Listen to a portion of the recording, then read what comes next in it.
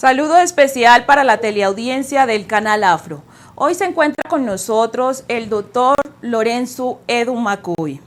Él es médico, cirujano, doctor en medicina FAN. Además de esto, es investigador, científico, inventor, catedrático del Instituto de Medicina de la Universidad de Valencia. Doctor Edu Macuy, bienvenido al Canal Afro. Muchas gracias a ustedes y bienvenido. Me siento muy halagado por haber sido invitado por ustedes y aquí estoy para dar el do de pecho y decir lo que haga falta. Bueno, el doctor Edu Macuy nos trae una buena noticia, una noticia para el mundo, para la humanidad en general. Él nos viene a contar acerca de una investigación, de una patente que está llevando a cabo. Doctor Lorenzo, cuéntenos cómo es que usted empieza con esta investigación acerca del COVID-19. Bueno, pues no lo empiezo yo, sino que lo empieza COVID-19. ¿Por qué? Porque aparece en la sociedad. Y entonces nos pilla a todos los médicos con el paso cambiado.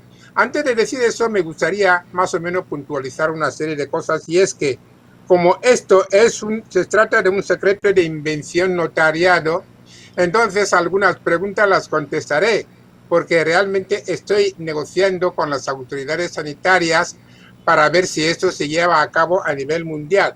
Y le voy a decir el por qué. ¿Por qué? Porque cuando realizo las investigaciones y llego a conclusiones, entonces me pongo en contacto con la OMS y la OMS me dice que me ponga en contacto con las autoridades locales, sanitarias locales, y eso hice. Y entonces me puse en contacto con ellos y ellos pues subieron el nivel de comunicación a las autoridades mucho más superiores que ellos. Y hasta que hemos llegado al límite más elevado de la sociedad. Y en eso estamos. Y por eso les digo de que muchas de las preguntas, un momento, un segundo. Tranquilo, adelante. Voy a apagar esto porque va a estar molestando bastante. Lo apago y lo apago. Bueno, entonces ellos elevaron la noticia a niveles más superiores y entonces en eso estamos. Por eso digo de que como todavía no hemos llegado a un acuerdo concreto, por eso muchos detalles de la investigación, de los resultados de la investigación, no los podré revelar hasta que ellos me digan qué es lo que piensan hacer con el resultado de la investigación. Bien, las razones que justifican esa actitud mía se deben a que no es la primera patente que tengo. He tenido muchísimas patentes. He tenido una patente de invención relacionada con la dosificación de medicinas, que ya saben ustedes. También he tenido una patente sobre cochecitos de bebé que respecta a la circulación vial. También tengo una patente sobre sistemas y métodos de creación de puestos de trabajo. Y también tengo una patente muy importante que es sobre la señal de tráfico. Pero en todos ellos han habido incidentes en el sentido de que cuando la gente se entera, no sé, por una razón u otra que no voy a entrar, pues nunca han dado buenos resultados y como consecuencia de ello, pues entonces al llegar a los resultados de esa patente, pues entonces pues he decidido no revelar todos los secretos del mismo hasta que las autoridades con las que me he puesto en contacto me digan qué es lo que piensan hacer y así más o menos pues se pondrán en contacto con mis abogados y así sabremos qué hacer. Por lo tanto, las preguntas se desarrollarán, espero, se desarrollarán sobre la investigación, sobre el COVID, sobre la pandemia y todos los incidentes que ocurrieron durante mi investigación sobre esa pandemia. Perdone que me alargue mucho porque yo me pongo a hablar y no paro. Tranquilo, las cámaras del Canal Afro están a su disposición, doctor, para que hable todo lo que quiera. Bueno, cuéntenos, ¿por qué cree usted que esta pandemia, el COVID-19, cogió tan desprevenido a la medicina, a todos estos científicos? Pues yo creo que, bueno, no es cuestión de fe, sino estoy totalmente convencido porque me muevo en el mundo de la medicina, de la ciencia, de la investigación, de todas esas cosas. Y entonces ocurre algo muy importante, algo que he dicho varias veces, que desde el momento en que la ciencia se convierte en interés, entonces pierde la calidad de ciencia y se convierte en interés y en dinero y en todo lo demás.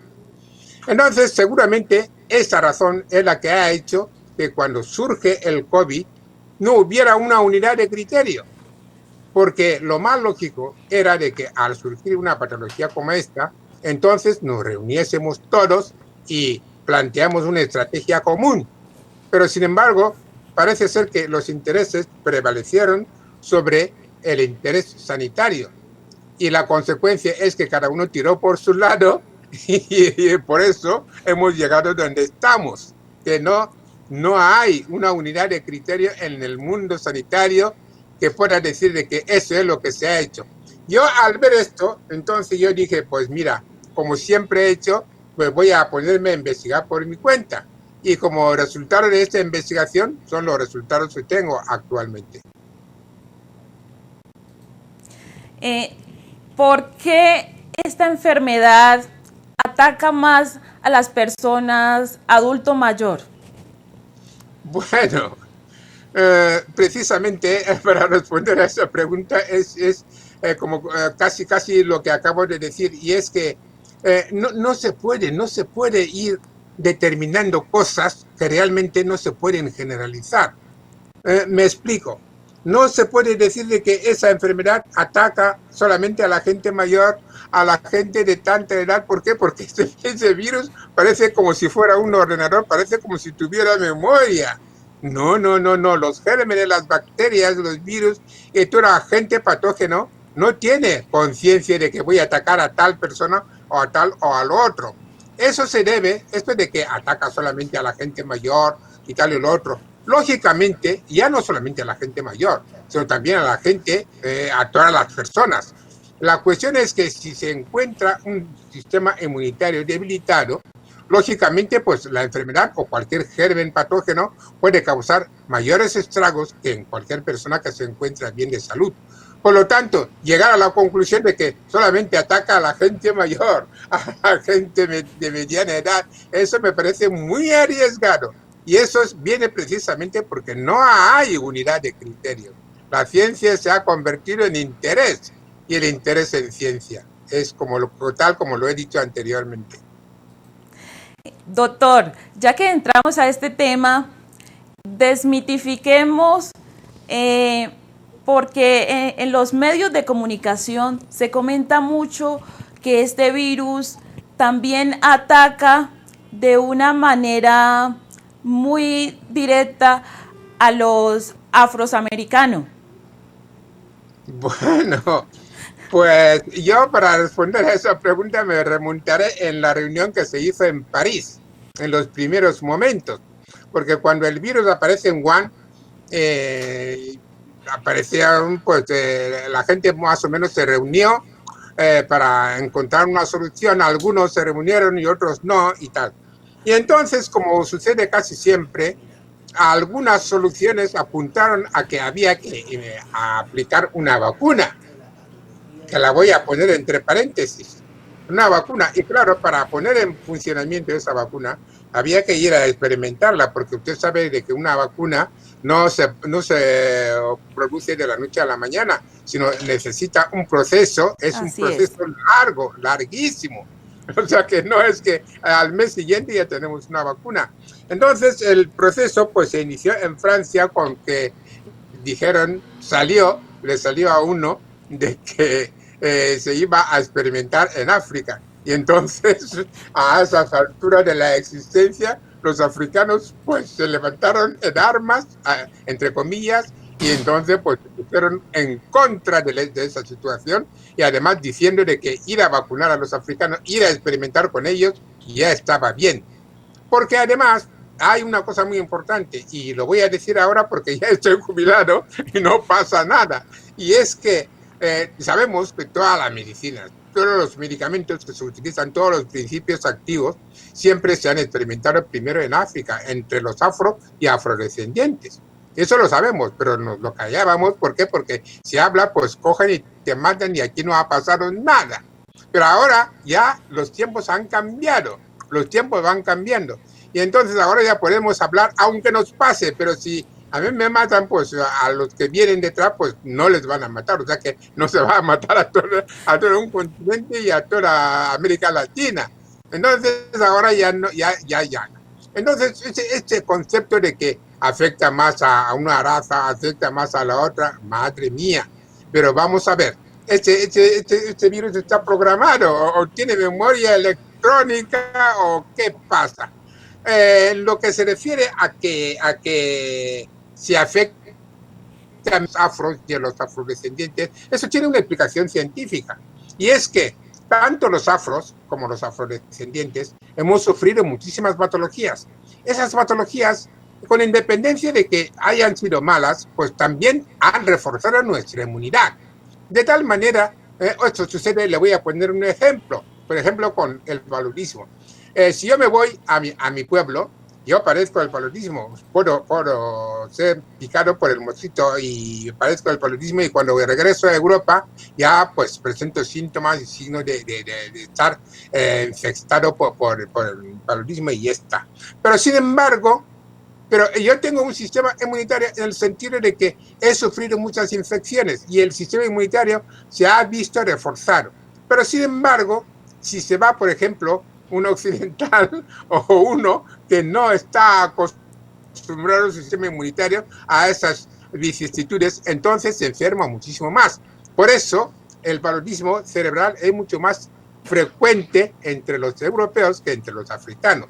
Por lo tanto, el decir que nos afecta menos no es porque nosotros tenemos un gen específico, aunque pudiéramos tenerlo. Por ejemplo, la glucosa 6-fosfato deshidrogenasa, que también juega un papel importante en la inmunidad. Pero se debe fisiológicamente a ese hecho. ¿Por qué? Porque hemos sido tan atacados por tantos gérmenes que nuestro sistema inmunitario ya resiste a cualquier embiste. Por lo tanto, esa es la razón. No es porque seamos ninguna raza superior, ni inferior, ni todas esas cosas que se van diciendo por ahí para salir al paso. No sé si le he contestado, pero yo puedo seguir hablando más y más. ¿Esto genera lo que llaman los anticuerpos? Bueno, mire, todos los virus, todos los agentes generan anticuerpos, muy bien. Pero la particularidad de los anticuerpos es que no son permanentes, son transitorios. Okay. De hecho, cuando todos los años se vacuna contra la gripe. Sí. Y ahora se ha abierto la campaña, dentro de nada, se ha abierto la campaña para que la gente mayor o la gente que tiene patologías más o menos peligrosas, pues que se vacune. Pero, ¿y por qué? No es solamente una vacuna. Cada año hay que cambiar la vacuna porque los virus cambian de cepas y entonces hay que hacer una vacuna nueva. Por lo tanto, la vacuna no genera una inmunidad permanente, sino es transitoria. De tal manera de que cuando llega al año siguiente hay que fabricar una nueva vacuna. Y vuelvo a lo que he dicho antes, que la medicina se ha convertido en un negocio. Así es. Cuéntenos sobre la patología del COVID-19. Pues la patología del COVID-19 es sencilla. Y tan sencilla como vamos a ver en el tratamiento, porque de los resultados de mis investigaciones he llegado a dos conclusiones. Uno, que es el tratamiento de una persona que ya está enferma, y otro, que es el tratamiento preventivo. No digo medidas preventivas, porque las medidas preventivas no las establecen los sanitarios, no, sino las establece el gobierno. Por lo tanto, nosotros solamente podemos establecer los tratamientos preventivos. Bien, entonces, ¿qué es lo que ocurre cuando aparece el COVID-19 en el cuerpo de una persona? Aparecen dos cosas muy importantes. Antes, fíjese, si nos faltaba, decían de que aparece un síndrome, una enfermedad respiratoria aguda y después una neumonía. ¡Ay, Dios mío! Eso no se consensuó. Pero ahora vamos viendo con el paso del tiempo de que ni lo uno ni lo otro. ¿Por qué? Porque es un síndrome respiratorio, porque cuando yo me encontré con que los científicos decían de que aparece un síndrome respiratorio agudo, yo digo, enseguida me fui a los libros de patología general. Digo, ¿qué enfermedad es esta? ¿Qué enfermedad es el síndrome respiratorio agudo? Entonces solamente me encontré con dos patologías, el asma bronquial y las enfermedades alérgicas. Pero que el COVID-2 origine un síndrome respiratorio, pues la verdad es que no encontré similitud ni concordancia con ese tipo de patología. Luego, no podemos considerar el síndrome respiratorio agudo como una enfermedad, sino como un síntoma dentro de la enfermedad que causa el COVID. Bien, y en lo que se refiere a la neumonía, tampoco lo es. Eso lo vamos a ver cuando hablemos de la fisiopatología, que vamos a hablar ahora, ya respondiendo a su pregunta. ¿Qué ocurre cuando nos ponemos en contacto con ese enemigo que viene a quedarse porque no se va a ir, se queda entre nosotros? Pues ocurre lo siguiente. Bueno, aparece una fase aguda y otra fase pues que es grave. Bien, entonces en la primera fase es que aparece una serie de síntomas que son muy fáciles de diagnosticar, que es un cansancio generalizado, dolor de hombros, dolor de todo el cuerpo, sensación de enfermedad y todas esas cosas. Bien, entonces eso es en las primeras fases. Ya cuando el virus entra ya en el árbol respiratorio, que es donde tiene predilección, entonces aparecen ya las cosas, se vuelven graves. ¿Qué ocurre? Entramos en la fisiopatología. El virus entra en el árbol respiratorio y se encuentra con la mucosa del árbol respiratorio, la mucosa bronquial. Bien, entonces ya lo quiere lesionar. El contacto con esa mucosa va a dar origen a una reacción inmunitaria.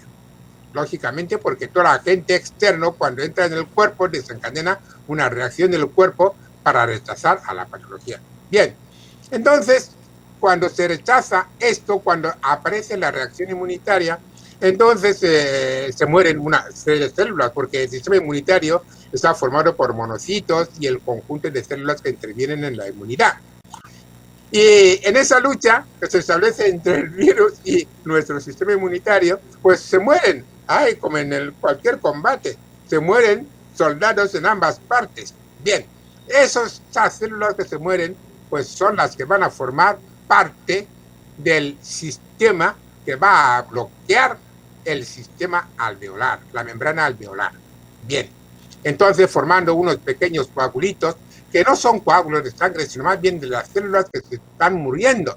Bien, esas células se van a depositar en la membrana alveolar.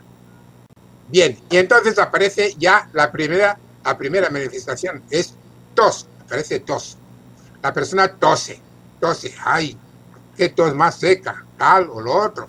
Y después ya, si a los 3, pasa a los 4 días y no se ha hecho ningún tratamiento, pues entonces, pues esa tos se vuelve una tos grave, en el sentido de que ya no solamente hay tos, sino también aparece una cefalea. La cefalea se debe a la tos seca. Bien. Y entonces el virus, mientras tanto, va progresando. Y después empieza a producir la hemorragia. Ahí, esta es la fase 2, 3.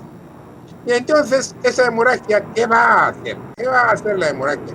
La hemorragia, pues, va a originar la salida de la sangre dentro de las arterias, sale fuera. Y esa sangre, pues, se tiene que ir a acumular en las membranas alveolares. ¿Y qué pasa en las membranas alveolares? Nosotros sabemos, somos conscientes de que el intercambio de oxígeno con el dióxido de carbono, con el CO2, se realiza a nivel de las membranas alveolares. Por lo tanto, si esas membranas ya están tapadas por las células que se han muerto y además ya tapadas por los coágulos que se van formando porque se va produciendo una pequeña hemorragia, pues entonces la membrana alveolar se queda bloqueada. Es ahí que aparece la disnea.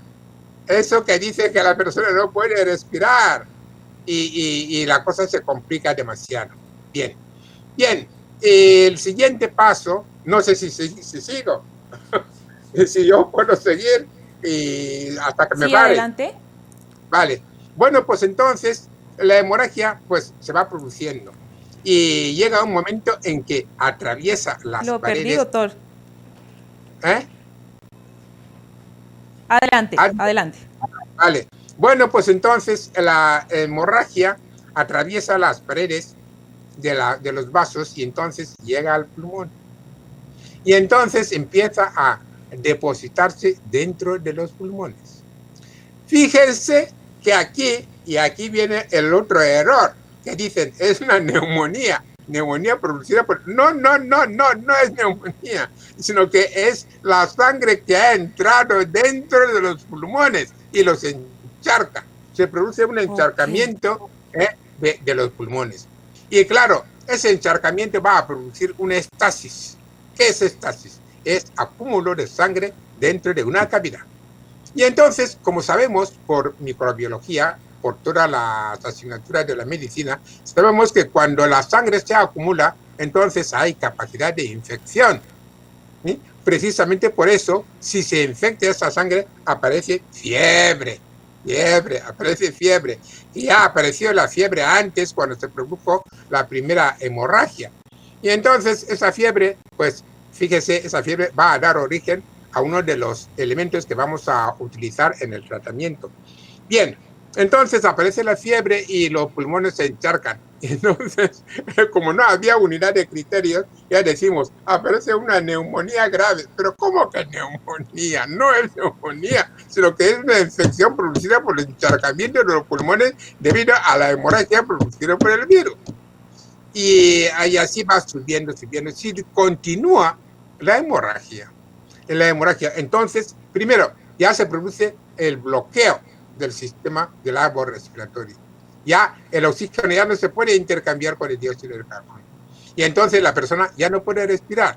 Por eso, cuando hablan de los respiradores, que si hay que administrar oxígeno, pero ¿cómo se va a administrar oxígeno a una membrana alveolar que no puede ventilarse, que no es permeable? Y entonces eso llamó muchísimo la atención, por lo menos a mí me llamó la atención. Digo, ¿cómo voy a administrar oxígeno a una persona que tiene las membranas alveolares bloqueadas? Y entonces, pues lógicamente, pues el oxígeno no sirve nada, ni los respiradores, ni todos los sistemas que se ponen. Y entonces esto también va a ser una base que va a fundamentalizar nuestro tratamiento. Bien, y si las cosas continúan, entonces esa sangre ya entra dentro de los canales vasculares. Entonces, ya no solamente va a afectar al pulmón, sino también va a afectar a otros órganos. De esto, de ahí que se suele hablar, se dice que hay una afectación multiorgánica. ¿Por qué? Porque la sangre ya entra dentro de los vasos y claro, si dentro de los vasos no hay no hay oxigenación ni nada, entonces, ¿qué es lo que se va a producir? Va a producir una alteración de la coagulación de la sangre, que es lo que se llama la coagulación intravascular diseminada. Y esa coagulación va a afectar al riñón, a todos los órganos vitales del cuerpo. Y la consecuencia, estamos en la fase cuarta, y la consecuencia es que la persona empieza a aparecer una afectación multiorgánica y el resultado, si no se trata a tiempo, solamente hay que preparar el ataúd, dicho con toda el humor del mundo, pero aunque la cosa no tiene nada de humor, pero es la realidad. Yo soy de la opinión de que las cosas cuanto más graves, hay que decirlo de una manera suave, de tal manera que la gente entienda. Yo he saltado muchísimos conceptos médicos. ¿Por qué? Porque yo soy consciente de que nos está escuchando el pueblo. Y el pueblo no tiene por qué conocer los conceptos de la medicina. Hay que decirle las cosas de tal manera que lo entienda y que más o menos adopte las posturas que crea oportunas y que sepa lo que está pasando dentro de su cuerpo. No sé si quiere que continúe. Así es, claro, con mucho gusto, doctor. Hablemos, entonces, pasemos un poco a lo de la fisiopatología. Bien, la fisiopatología, pues es la que le he dicho, entra dentro del árbol respiratorio.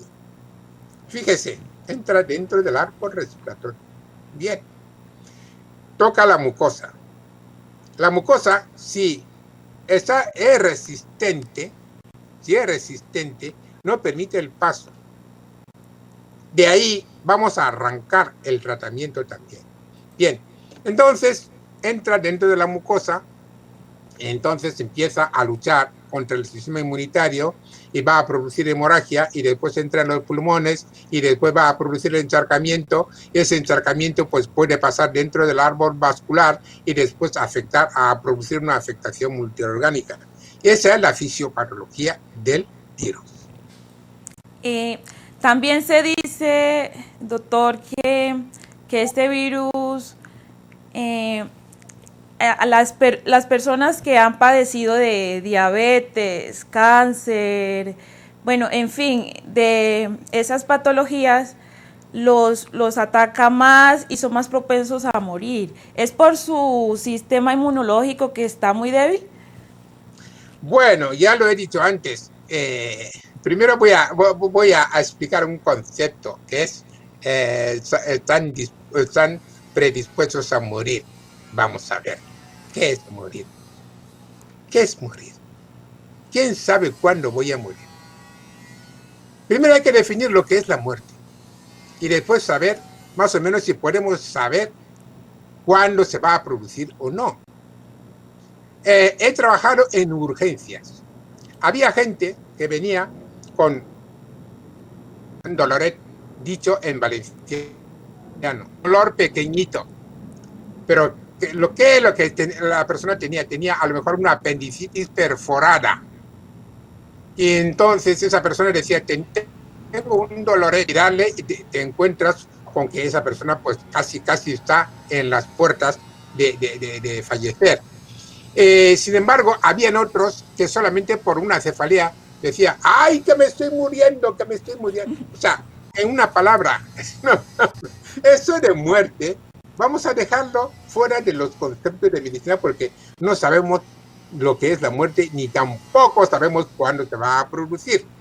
Por lo tanto, cuando se produce una infección del virus, lógicamente, lo que sí que interesa es el sistema inmunitario.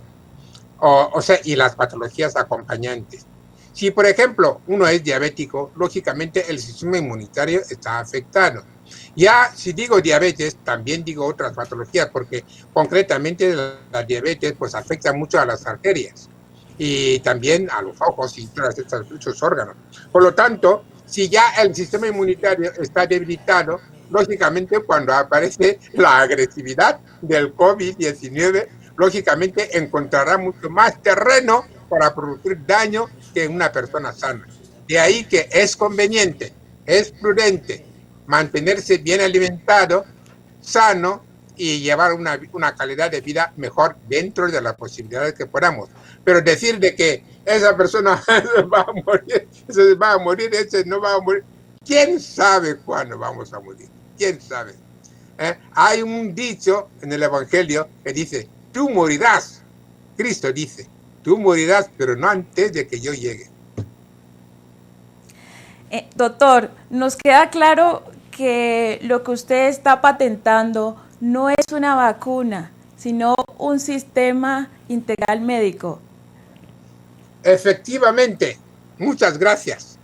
Pues lo que yo patento, lo que he patentado, primero hice la patente de todo y después escondí lo otro porque lo puse en clave. ¿Por qué? Porque ya no quería que me volviese a pasar lo que me pasó antes con las demás patentes. Entonces escondí esa parte, que es la parte del tratamiento completo. Incluso las fases también las escondí. Yo digo, si hay algún gobierno, si hay alguna persona que quiera más o menos poner esto en funcionamiento, primero que se ponga en contacto con mis abogados y después, y ella les enseñaré, ya les daré la otra parte de la patente. ¿Por qué? Porque no se podría entender la segunda patente si no se entiende la primera, y viceversa. Bien, entonces el tratamiento no es precisamente una vacuna, va de Cristo. Pero ¿cómo una vacuna? La vacuna no se puede hacer una vacuna en un mes, ni en 2, ni en 3, ni en 4, ni en 5, ni en 6. No, requiere 1 o 2 años para que más o menos tenga una validez, y además requiere la experimentación humana. Y sin embargo, fíjese, además hay una cosa muy importante, y es que hay también otras patologías. Por ejemplo, el virus de la inmunodeficiencia adquirida, el virus de la polio, el virus de tal, hay muchos tipos de virus, pero sin embargo no hay vacuna contra. ¿Pero por qué va a haber la vacuna en un mes del COVID-19? De ahí se confirma lo que he dicho, de que la medicina se ha convertido en un negocio, en el sentido de que ahora ya vendemos los tapabocas, ya vendemos aquello, tal o lo otro. O sea, estamos adoptando unas posturas que son más políticas que de salud. Por lo tanto, yo creo que, el sistema más o menos mío, el que yo he inventado, sino he estudiado, no se trata de una vacuna, no es una vacuna, porque las vacunas tienen efectos transitorios. Además no sirven, con perdón, no sirven para nada, absolutamente para nada. Aunque cueste creerlo, aunque luego me van a atacar, pero me da igual. ¿Por qué? Porque que uno me demuestre que lo que he dicho no es verdad. ¿Por qué? Porque todas las virologías que hay, el virus de la inmunodeficiencia, ¿cuándo va a tener la vacuna? No hay vacuna. El virus de tal, en fin, todos no tienen vacuna. Entonces, yo digo, de vacuna nada. Ahora lo que vamos a hacer es estudiar la clínica y la fisiopatología. Por eso inventé un término, que es el tratamiento clínico fisiopatológico. O sea, que ese tratamiento se basa en la clínica y en la fisiopatología.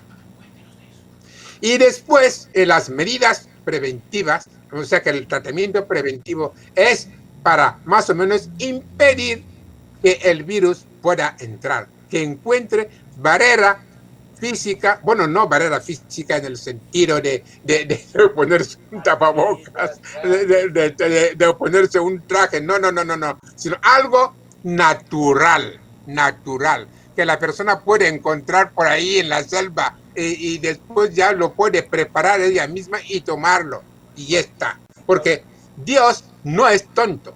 Cuando Dios más o menos cree que tiene que haber una patología, también determina que haya un tratamiento. Y normalmente la mayor parte de los tratamientos son naturales. Y entonces por eso mi tratamiento es natural. Es una combinación de productos naturales. Y claro, pues eso no es negocio, pero eso salva, vamos a decirlo entre comillas, salva vidas, porque no me gusta decir esa frase de salvar vidas, no, sino mejora la calidad de vida de las personas, no salva, porque cada uno tiene que morir cuando le toca y punto. Y a propósito de eso, me acuerdo que cuando yo ejercía la medicina, me llamaron en el juzgado una vez, me dijeron de que había que ir a certificar la muerte de una persona, y entonces pues lógicamente que yo colaboraba con el juzgado y tal, y acudí. Y entonces miré a la persona pues ya estaba en otro mundo. Yo no digo muerta, sino estaba en otro mundo. Y entonces yo no he llegado a superar el hecho de la desaparición de ese mundo, no lo he llegado a superar, pero es una cosa personal mía, lógicamente. Entonces, pues tuve que emitir un certificado. Yo digo, vamos a ver, ¿qué voy a poner aquí? Porque tenemos una fórmula que es, ha muerto por fallo cardiorrespiratorio. Yo digo, no, yo no voy a poner esto. Yo no voy a poner esto. Y entonces me vino a la mente una frase muy, muy importante que aprendí precisamente de mis padres. Entonces, mi padre, cuando se moría, alguien en el pueblo decía, se ha muerto porque le toca morir. Y ya está.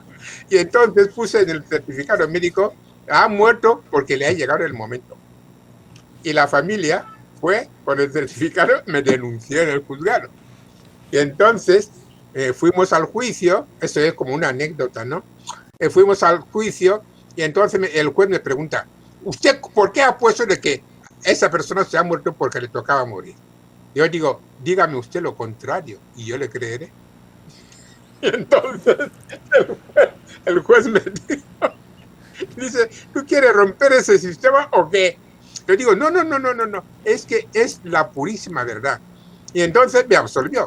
Dice, es que tiene razón, pero es que no hemos enseñado a que la gente sepa más o menos la realidad, sino más bien se crea en un engaño. Decir que se ha muerto por tal, se ha muerto porque el médico no ha llegado, se ha muerto por tal. No. Cada uno se muere cuando toca, ni antes ni después. Entonces, volviendo más o menos a nuestro tratamiento, mi tratamiento consiste precisamente en una combinación de sustancias activas. Esas sustancias activas no es que las he inventado yo, no, están en las farmacias, en la naturaleza, en las farmacias, o sea que las utilizamos todos los días. Lo que pasa es que hay que saber combinarlas. Esa ha sido mi gran ayuda, que me supongo de que ha venido de Dios. Entonces Dios me ha iluminado en el sentido de saber combinar. Y una vez que lo combiné, entonces digo, pues voy a probar, a ver si eso es verdad o no. Y entonces, lógicamente, lo comenté a mis paisanos afros y también lo comenté a los afrodescendientes. Y entonces yo les dije, mire, la investigación humana no está permitida, sino es con arreglo a una serie de reglas. Si ustedes quieren probar, pues lo prueban y ya está, pero bajo su responsabilidad. ¿Por qué? Porque yo lo he probado. Y eso lo hacen casi todos los científicos. Primero lo pruebas y después dices a la persona que lo pruebe. Y entonces ellos dijeron que sí. Y yo empecé a probar. Y al primer día me dijeron, ay, hoy me encuentro bien. Al día siguiente, hoy me encuentro bien. Al segundo día, ay, hoy ha salido el sol. Y al tercer día, ay, pues hoy me apetece ir a pasear. Y al cuarto día, uy, qué bien me encuentro. Y aquello, y ya le digo a usted, de verdad, para un médico no hay mejor precio que un paciente te diga que se encuentra bien. Y para mí fue un regalo de Dios. Y entonces volví a probar en 1, en 2, en 3, en 4, en 5, en 6, y a los 15 días ya daban negativo. Yo digo, eso no es una casualidad. Y entonces pues empecé ya a negociar y tal como le he dicho que está el proceso en negociación con las autoridades. Primero lo comuniqué a la OMS. La OMS me dijo, ponte en contacto con las autoridades. Ya me he puesto en contacto con las autoridades y hasta ahora sí que aún no me han dicho nada, pero espero que me digan algo. Antes de hacer ese conversatorio, yo les he dicho, mira, como ustedes todavía no me han contestado, siempre me están mandando cartas de que le vamos a llamar, pues yo voy a tener una entrevista, un conversatorio con Bogotá. Así es que ustedes sabrán lo que hacen. Y dicen, bueno, pues ya lo veremos. Yo digo, pues bien, para que ustedes no digan de que yo les he traicionado. ¿Por qué? Porque aquí todo se convierte en un tema político. Y yo no soy político, no. A mí me encanta la investigación y ya está. Entonces, el tratamiento, pues, es ese, una combinación de los mismos medicamentos que utilizamos casi todos los días. Todos los días están en las farmacias y los utilizamos, pero el secreto está en saber cómo se combinan. Y con los productos naturales. Productos naturales que se encuentran en los alimentos que comemos casi todos los días. Pero casi, y me parece que por mi especialidad en medicina tradicional, pues eso me ha ayudado bastante a encontrar esa combinación. Y luego, a partir de ahí, también... que no son un negocio. me quedé pensando de que, aparte del tratamiento, también tenía que haber un sistema que fuese un tratamiento preventivo. Aunque no me gusta la palabra prevención, porque eso de prevenir, evitar que las cosas ocurran, ¿quién puede hacerlo? No. Vamos a mejorar la calidad de vida de la gente que todavía no ha cogido la enfermedad y que se esté tomando algo que les ayude a no cogerla. Y ya está. O sea, pero prevenir, impedir que enfermen, ¿quién puede hacerlo? Si no, nadie enferma porque quiere, ni porque no. Pero de todas maneras, para que me entienda la gente, un tratamiento preventivo. Entonces, ¿qué es eso? Pues es impedir que las personas pues se enfermen. Y eso, juntamente con el tratamiento, va a disminuir de una manera drástica la incidencia de la enfermedad.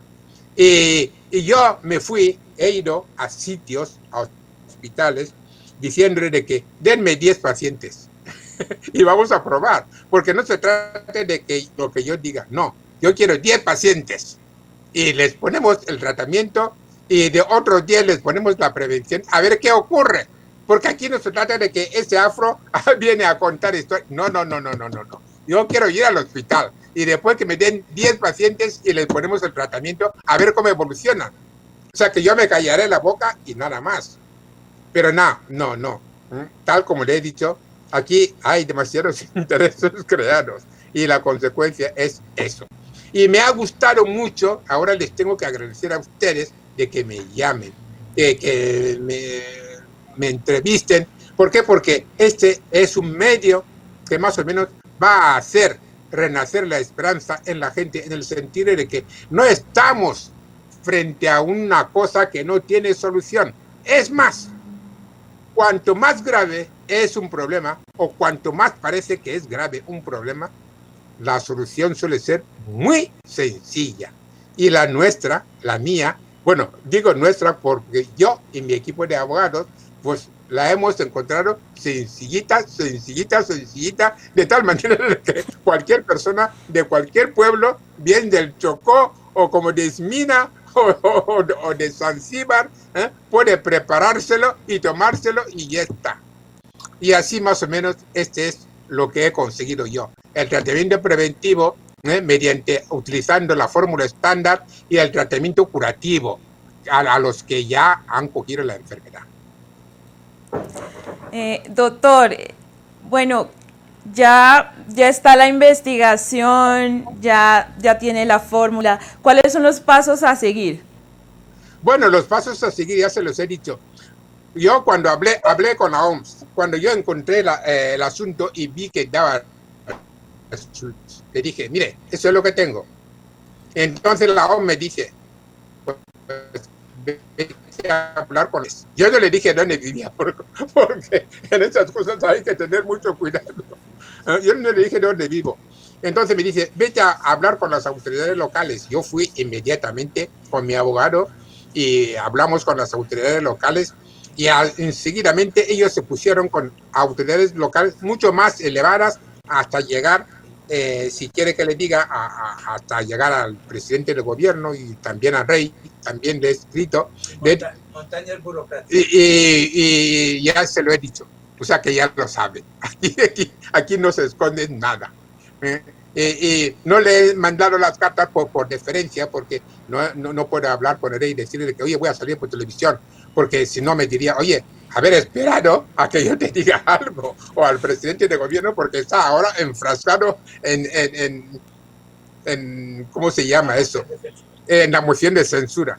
Y lógicamente, pues yo creo que me entenderán de que si me han invitado en Bogotá a una entrevista por televisión, lógicamente yo no podía negarla. Además, yo ya les he avisado en las bases de sus partidos políticos de que eso es lo que tengo. Y como me han dicho, como ya lo saben, entonces ya me he lavado las manos, primero ya les comuniqué de que eso es lo que hay. Si ustedes quieren, pues hablan con mis abogados y entonces se pone en funcionamiento y dejemos ya de habilitar fórmulas políticas a una cosa que necesita fórmulas sanitarias.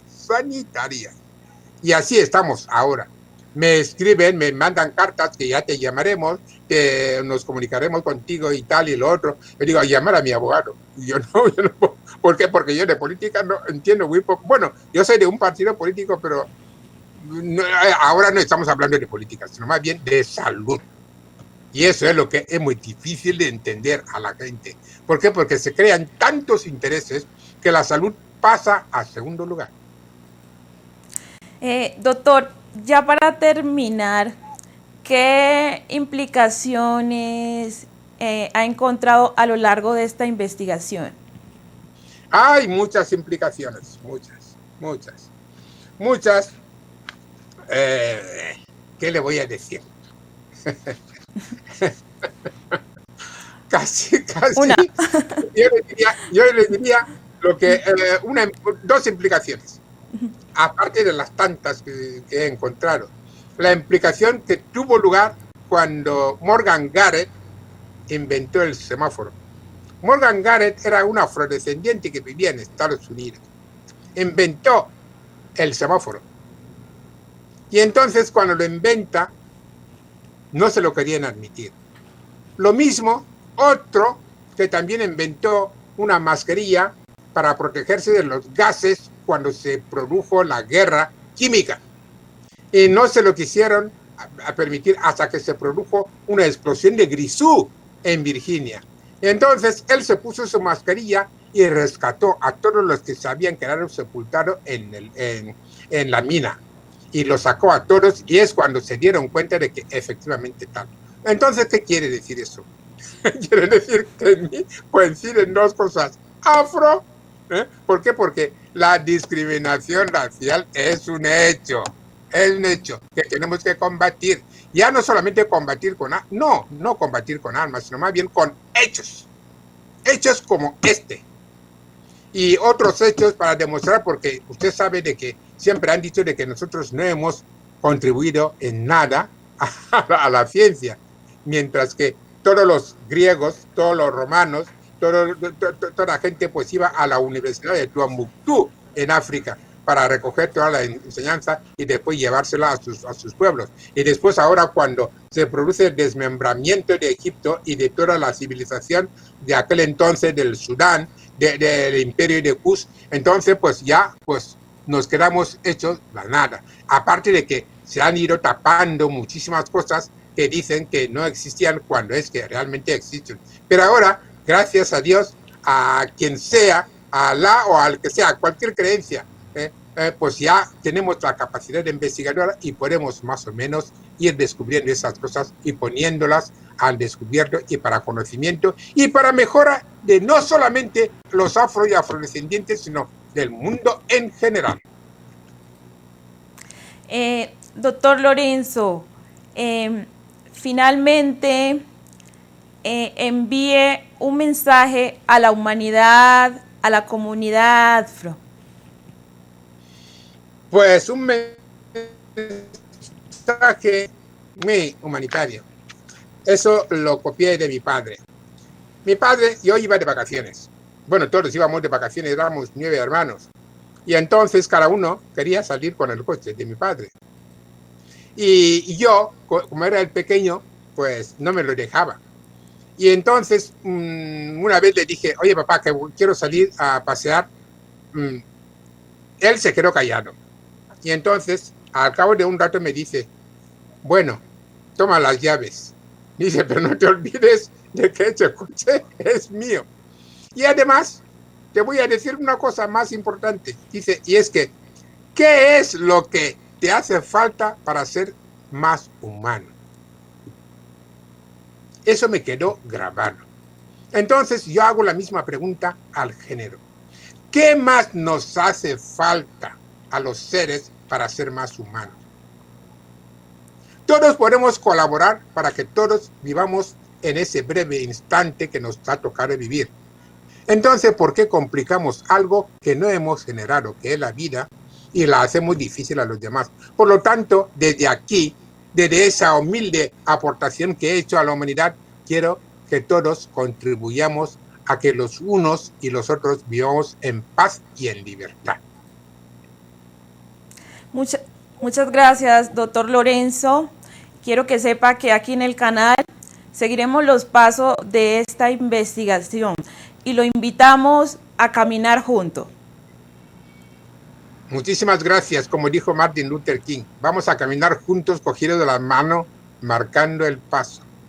Claro que sí, y a ustedes, queridos televidentes, mis hermanos afro, también los invitamos a caminar juntos.